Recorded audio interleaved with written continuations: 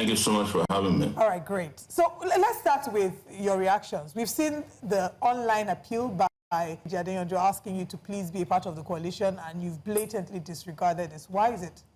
Well, Deji is someone that's a good friend of mine and someone I like. But Deji understand as a lawyer that I won't have an alibi if he asked me to join an Robbery gang, and I could do that. I can't go to court and say Deji asked me to do it. So he knows what he's doing. I think he's just trying to do the best he can to help his friends who are formerly these PDP friends who have gone to join the coalition, to see if he can get people on their side. But I've made it very clear from day one when I started politicking in Nigeria, politics in 2018, 2019, that if I can't help fix Nigeria, I'm not going to be part of those who will break Nigeria into pieces. So everybody in this opposition group that Deji himself has criticized severally are people that he and I know cannot be the solution to Nigeria's problem. They are the ones who created the problems that we're facing today in the first place. So he understands that. So I think I'll give it to him that he has the right to freely express himself on these matters, and that's what he has done. It's not a crime. Now, Mr. Sowore, I want to take a cue from what Mr. Peter Obi said. He says no one group can change Nigeria alone, and that building bridges, even on easy ones, is necessary. Mr. Sowore, don't you think in politics and democracy is a game of numbers? You make some concessions here and sacrifices. Don't you think that a pragmatic approach would be to work with sometimes strange bedfellows to get to your goal of executive power, so that you can make those changes you desire? Because not everyone would think like you or share some of your beliefs and ideologies, and you just play the game of politics like it's called. Well, first, Peter Obi would not be my ideal philosopher, so I don't know why you're quoting what he said to me. But the truth is that Nigeria has been at this for 65 years of politics of compromise, of strange bedfellows, and very unprincipled characters. And this is where he has left Nigeria, a broken country. And I have no doubt that I don't need to be in bed with strange bedfellows. I cannot be on the bridge that has been built and broken by the same people. These are not bridge builders. These are country and destiny destroyers who have come together. And if you listen or read what I wrote a few days ago, you must have understood. I just didn't reject the coalition. I named names and I put them where they fit in terms of building a coalition that has put Nigeria where it is today. The APC was a coalition. I don't know why we easily forget these things. We have so many coalitions in this country. We have political parties that have, and it's made up of people who have been in power for several years. And Amechi, for instance, was governor for 8 years. He was Speaker of the House of Assembly at the state level. He was minister for how many years? And you want me to believe that they will fix Nigeria in another coalition? And people like Malami, the Minister of Justice in this country for 8 years. Peter Obi himself was governor of a state for 8 years. They did nothing. Atiku was a vice president of this country. So this whole excuse or alibi that it is necessary to cover your nose and be in bed with terrible people so that you can fix a country that they broke. And the only thing these people know how to do is to destroy countries. Like I said, just like you have cattle rustlers destroying certain part of the north, you also have destiny rustlers, and then this coalition and the existing coalition that is the ruling party now. And Nigerians forget so quickly. Now, these same characters were the ones that formed this coalition that we're still grappling with. That's the APC. There was Amechi, Rufai, Atiku, and Malami that formed the APC. Most of them, some of them were the CPC part of the APC gang that you haven't recovered from. I mean, you and I haven't recovered from, and here we are again, asking to take philosophical position that would destroy our entire existence. I don't know where we get these ideas from. All right, Mr. Sowore, so what would be the ideal take for you come 2027? If you say a coalition party made up of these personalities wouldn't work, and you have continued to criticize the current administration, saying they're not indeed doing very well. So what will eventually be your take? What do you think will work for 2027?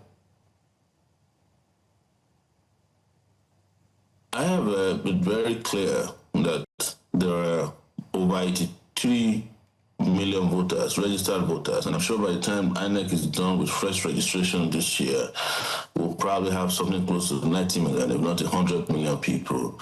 The last election was carried out by less than 25 million voters, so you still have excess of over, maybe we'll have 80 million voters, or at least 50 million voters available. Are you saying that this country cannot be fixed by those who are not part of those who voted us into the bottom of the world that we're in now? There are plenty of people, and we have spoken at the level of our political party, the African Action Congress, our movement, that there are plenty of Nigerians out there who can make a better decision for the people of Nigeria. And these people are not going to do it. The people we keep referring to as, oh, we are helpless. If we don't join them, we can't make any progress. So we want to be in coalition with the oppressed people. We want to be in coalition with the people who are suffering, people who are really determined to make sure that this country becomes a country that is the one they can be proud of, the one that can provide them the opportunities in life that they need, the one that can protect them, protect their children. It is not a country that is beholden to the same people who destroyed the country. Some of them have been around since independence, or their children, or their cronies, or their family members. So I don't have any reason to keep giving excuses on your shows that I can't be part of this. You know, you are scrolling my list of some of these characters that are in this coalition, with the number one being the president of Nigeria. I've never joined them before, and I'm not going to join them now because it is convenient to do so. I will only join people who have very clear ideology and ideas and ideals that will make those things that I stand for and I've always stood for since I started fighting for this country at the age of 19 or 20. Those is only people who align with my ideas and principles that I can be in bed with. And there are plenty of them. So the problem is that, are we ready to help those who want to help the country? Or we're only ready to help those who are wrecking the country? I'm glad that you mentioned there are plenty of them. So from what we gather, you're not opposed to a coalition. You're not just in support of the current structure of what this coalition represents. You've mentioned that you can only, unite with a certain kind of people. Would you maybe share names of these people that there's a potential, if you had to go into a coalition with, that you'd rather go into a coalition with? I have so many people that I can't mention, and that the idea is not to come mention names of people I can be in coalition with. My job is to mention names of people who I can't be in coalition with. I've done the math for you. There are 83 million voters registered in the country. 20 million people voted, or maybe 25 million people voted in the last election. There are 50 left. So there are clearly, mathematically and arithmetically, more people who have not voted, participated in these elections that are out there. But let me just, for instance, throw out something I said a few days ago, which was the fact that I went to INEC meeting and I asked them to register new political parties that we expected. I would, for instance, be comfortable to be in coalition with a political party of Seun Kuti, the Movement of the People, because these are clearly very bright, young, ideal candidates for a country that we need. I will be in coalition with the political party of a party formed by former Gani Fawemi. The Socialist Party of Nigeria is out there. There are a lot of political parties that are seeking registration that have not been registered, that we can be in coalition. But most importantly, we don't necessarily have to use the word coalition, because politicians are banding around the word coalition, which is a convenient way of fooling people when another election seasons are approaching. So whether you call it coalition, whether we are joining hands, whether we are communing, whichever way you want to call it, it is up to Nigerian people to join a different coalition that is particularly different and, follows a different trajectory for the one that we are seeing of these people that I call jokers. Now, Mr. Sowore, I do appreciate your analysis and you breaking it down that there's a huge bulk of voters out there that are not affiliated to the ruling party or the opposition coalition as currently constituted. There are lots of young Nigerians there that are not happy with the current system and don't even want to see any establishment politicians in any group or settings. But let's talk about the practicality of it and the current political arena in Nigeria. Currently, there's a very huge part that money plays. How do you intend to mobilize and sensitize this millions of Nigerians that, look, this is the alternative, this is the third force, this is the way to go in practical terms? And how do you dislodge these career establishment politicians that have been part of a system since 1999 and way back? And also the issue of poverty, weaponization of poverty. We do know how the current economic situation is in the country. Are you confident that you could speak to a person and that person will decide not to sell their vote and do what is right for them? Those are my questions.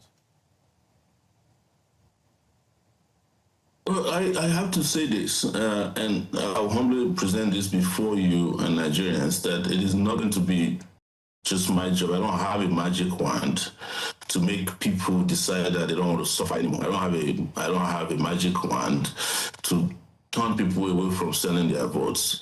But we can all work together to bring about a consciousness to say to people, look, enough is enough of suffering, of being decimated by these characters politically. Enough is enough of being second-class citizens in your own country.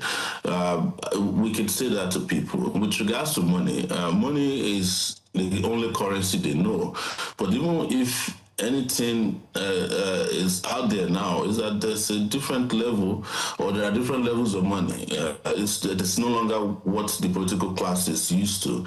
And there's a currency that we need to use, and that is to appeal to everybody that, yes, you can sell your votes, but whenever you sell your vote, you know what has happened to you. There is also enough evidence to show that people who sold their votes are not doing better than people who didn't sell their votes or people who didn't even vote at all.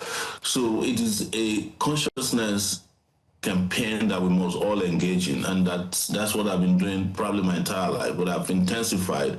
And there's an opportunity now, having seen what is presented by the political class, there's an opportunity now for Nigerians to look at what they presented and for them to also decide to follow what we have presented or what is ideal for them. Because if they don't, well, you already know what will be the outcome of this character that you're seeing here lined up. And I want to also mention quickly, and this is not digressing, that if you look at this hall, in front of you, you cannot find anybody that represents 70% of the Nigerian population. That is the young people who are below the age of 35. All of these people are in their 70s, 80s, some of them you don't even know their age, you don't know their pedigree. They are the ones sitting down here making you feel like they represent you when they never represented you when they were in their 20s. They will never represent you when they're 80. These are a bunch of unpatriotic, very greedy, selfish, very wicked set of Nigerians that the worst of the characters you can see are here in this hall, and they're also in the other political party known as the APC. So, and I can also guarantee you that some of these people will still go back to the APC, by the way, before the end of the election, because they don't have a daytime job. This is what they do, just hustling and moving around trying to find what to eat and what they can sell, which is first and foremost their conscience. So, and at the end of the day, the people who are selling their votes will just get crumbs out of all of this. So it is everybody's duty. This is not just about Sowore or even political parties, is about your survival. It's a life and death issue. And the urgency of now is upon us to change direction. These people came out very early, and I'm happy about it. They came out early now. You can access them, you can see them. And by the way, even some of our friends who were misdirected last time, I already also created. I saw Charlie Boy. If you read what Charlie Boy wrote, who's a friend of mine, you understand that maybe the consciousness is coming upon him as well. Although you can't trust how long that will last. Even Dati, who was the deputy to Obi, because you're mentioning Obi a lot, I said it even during an interview yesterday that the people who are in this coalition are not they're not even the third 11. These are third-rated, selfish and patriotic politicians who cannot bring about the narrative, who cannot change the narrative and change the country the way we want it to be fundamentally changed. People are making these comparisons, but of course, we all have a duty, including those of you in the studio, to not also ensure that the reasonable voices or the voice of reason are drowned by the hubris that has been presented by these guys. And I'm sure that a lot more people are realizing that we've made these mistakes too many times and it's time to change course. Before now, you've alleged that, and you stated that all opposition parties in Nigeria, except the AAC, are being influenced and manipulated by the APC. What we've seen, however, in the past few weeks has been a lot of movement. First, it was a lot of people moving from the PDP to the APC, and all the other parties, the Labour Party inclusive. But now that the coalition has emerged, there are going to be some fresh movements as well. Like we say, political transfer window season is upon us. Do you have concerns about the stance or the position of the AAC and the ability of this to sort of shake your standing?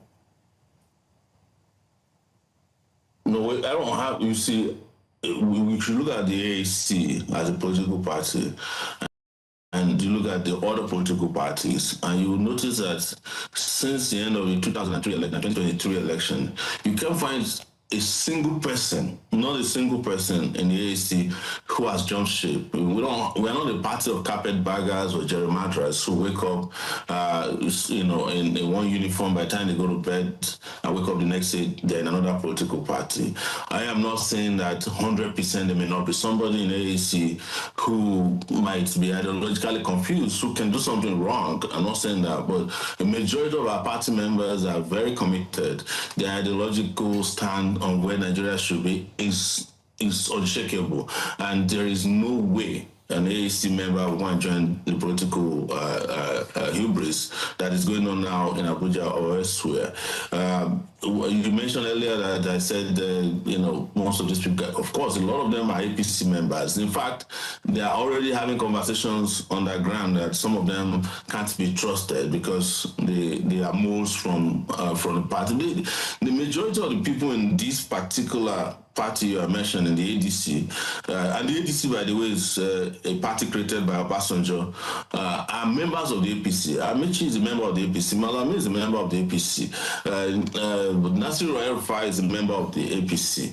And David Mark is from PDP. So you have the former CPC people and the Atiku chapter of the PDP. They are the majority of people in this political party. So, and then you have, if I say there are Labour Party people, I'll just be making, I'll be confusing you. Most of the people who went to Labour Party with Peter Obi are former PDP people, they are former Atiku people. Obi himself was Atiku's deputy in 2019. So the Labour Party, as I usually describe them, is an Airbnb, it's a short renter, and their tenure or their rent has expired, and probably haven't succeeded in renewing. So, and that so many people that also jumped ship recently from National Assembly in the Senate and the House of Representatives are members of the Labour Party. So these guys, because there was never really a Labour Party in the sense of it. The Labour Party was just a special purpose vehicle that was used to confuse people in 2023, and as soon as they won the election, everybody headed back to where they belonged, their habitat, their natural habitat.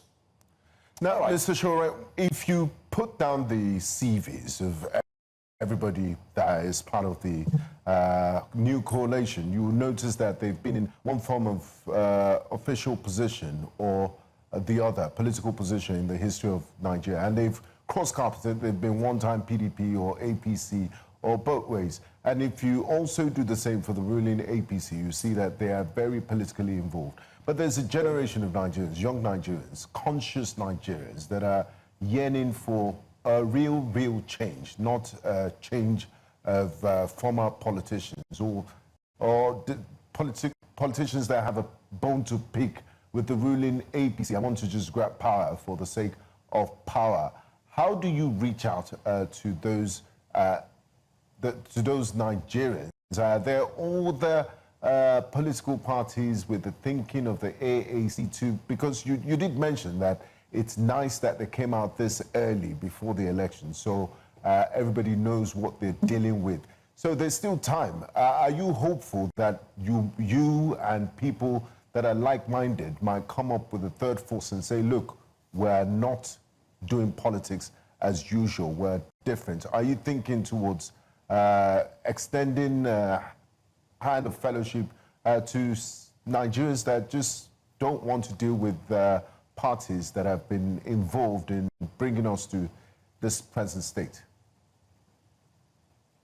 Yes, but let me also make the distinction between political parties and political ideas or political interests. A lot of people who may be interested in change don't necessarily want to join political parties. That's what I've discovered about Nigerians. They are very unique in that regard, and that is why probably Nigerians, and I use soccer, football as an example.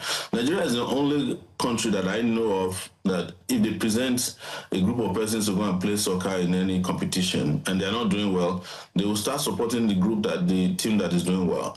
And that is what they need to bring to bear on 2027. And it has, for me, I don't even believe that we need to wait till 2027 because I'm a revolutionary. I think this whole idea of being subjugated and oppressed will end today, the next hour. But for those who feel like, they want to act according to the calendar dictated by the political ruling parties, I want to say to you that you don't actually have to join a political party. You can decide what you need is a voter card. And the moment you have that, you can vote for whomever you want as long as you are conscious. But I must say this, that even the mentality of the average Nigerian youth that we talk about, the legendary Nigerian youth, must change. If their ambitions are limited to becoming special assistants and supervisors and special advisors to these failed people, then there's no way they can get the kind of change they want, no matter how conscious they are. That consciousness must be matched with an ambition that is unrivaled and that must be futuristic and competitive. Anything less than that is going to put them back to where they used to belong. These people understand Nigerians. They know they're vibrant. They know they're very competitive. They understand that. They understand the world, that they are dynamic. All right. But they also understand that they can be very complacent and they can be very confused, and that sometimes they don't have clear ambition. That is why you see them always saying, oh, nobody can defeat the old order. The old order has already defeated itself by its own performance and by its own history of lack of performance and its own, backwardness. You just need to organize. But to go straight to your question, I'll say, yes, I'm open and we're reaching out to a lot of people, especially very young, vibrant, dynamic people, or even older, very conscious Nigerians, wherever you may be.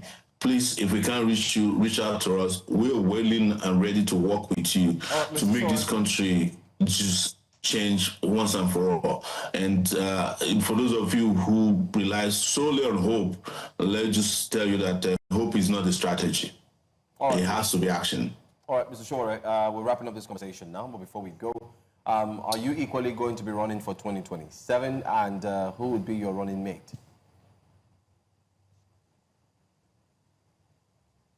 Nobody can pigeonhole me as far as running in 2027 is concerned. As I've always responded to you, I'm always running, and I never stop running until we get to the place that we need to be until we win. So I'm running, but I'm not responding to this as a response to your question, but I'm just running for human rights. I'm running for the betterment of the country. I'm running for prosperity. I'm running for progress and peace for Nigeria and Africa, the Black race, and the world. So you just don't worry. When I'm ready to make the particular announcement that you're looking for, I would let you know. You guys are my friends, and we're not that far away from each other. So I'll let you know. But for now, let's focus on just what is important, which is to get our country back. Do you have faith in the decision to run? I'm not a faith-based person. If I'm going to run, I'll just announce when I'm ready. There's nothing spiritual about running. No, I wasn't asking about faith from the spiritual perspective. I was saying that looking at the indices on the ground, with the fact that it seems like all the big wigs have come together, the coalition has a strength on its own because of the caliber of people, their political trajectory. Some would argue that you haven't really held political office. So I'm asking, do you believe that even as you're running, with your decision to run, that you will win the 2027 elections? Or do you think that, from what it is, you're running because you know that that is the right thing to do, not necessarily because you believe that you will move and that INEC will, respond to what the polls are reflecting? It's exactly what I'm saying about running. And I've said this without trying to digress from your exact question. Is that there's nothing great about the people you call experienced politicians that have head office. They've had office for how many years now? I mentioned one that has head office from, if you add 8 to 8, that's 16 years. Amechi, Erufai did 16 years. What did they give you? All these experienced politicians that you keep hyping and promoting, they have nothing to offer. It's about here. It's about ideas. Nobody has ever voted for experience that has no use. You should vote based on your experience with them. And I have been involved my entire life defeating people who people claim are undefeatable. The military, and all these corrupt politicians. I've worked my entire life defeating them. There's no big deal about that. There's a bunch of cowards. But I must also admit that without fundamentally tinkering with the things that will bring about the outcome of free, fair, and credible elections, everybody is wasting his time too. And INEC is a major problem. The security agencies are a major problem. And, the processes that, interfere with free and fair elections are all still in place. I, for instance, go to INEC meetings, and when the people who are officials of INEC, when you see them, they are people these are APC members, and they are the federal commissioners, they are the state electoral commissioners. They don't put them there to go and sanitize the process. They put them there so that they can help them rig elections. So all of this has to be fundamentally, of course, addressed. And that is why, before being a politician, I'm a revolutionary. And I think I'll hate to interject now, but we've run out of time. We have to wrap up the conversation now. We've run out of time. Thank you for joining us this morning on Breakfast Central. All the best with 2027. Thank you for having me. We wish you all the best with your run. Thank you for your time. Thank you.